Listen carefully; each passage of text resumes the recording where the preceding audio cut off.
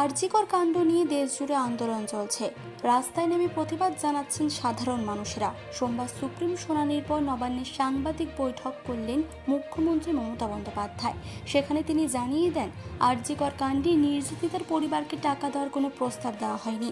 এই নিয়ে পরিবার মিথ্যে কথা বলছে। মুখ্যমন্ত্রীর এই বক্তব্যকে ঘিরে নতুন করে চর্চা শুরু হয়েছে। সেই প্রসঙ্গে নির্যাতিতার মা বলেন, মুখ্যমন্ত্রী মিথ্যে কথা বলছেন। মুখ্যমন্ত্রী বাড়িতে এসে আমাদের বলেছিলেন, আপনারা তো একটা টাকা পাবেন, সেই টাকা দিয়ে মেয়ের স্মৃতির জন্য কিছু একটা তৈরি করে রাখবেন। আর পুলিশের থেকে আমাদের কাছে টাকার প্রস্তাব দেওয়া হয়েছিল। এবং তিনি আরও জানিয়েছেন, মুখ্যমন্ত্রী ও তার লোকজন এই আন্দোলনকে গলা টিপে হত্যা করতে চাইছেন। কিন্তু অভয়ার মায়ের এক কথা, যতদিন না বিচার পাবো ততদিন আমরা পথে থাকবো, আন্দোলনে থাকবো। আমার মেয়েটাকে যেমন গলা টিপে ওখানে মারা হয়েছে, সব প্রমাণ লোপাট করা হয়েছে।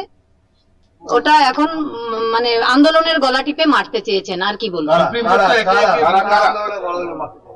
মুখ্যমন্ত্রী স্বয়ং যে মিথ্যা কথা বলছে, আমাদের দিদি আমাদের নামে মিথ্যে কথা বলছে। আমরা আমাদের মেয়ে চলে গেছে, সেখানে আমরা মিথ্যে কথা বলবো? উনি আমাদের মেয়েটাকে আর ফিরিয়ে দিতে পারবেন?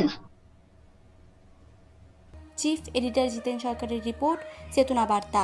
জেগে থাকে, জাগিয়ে রাখে।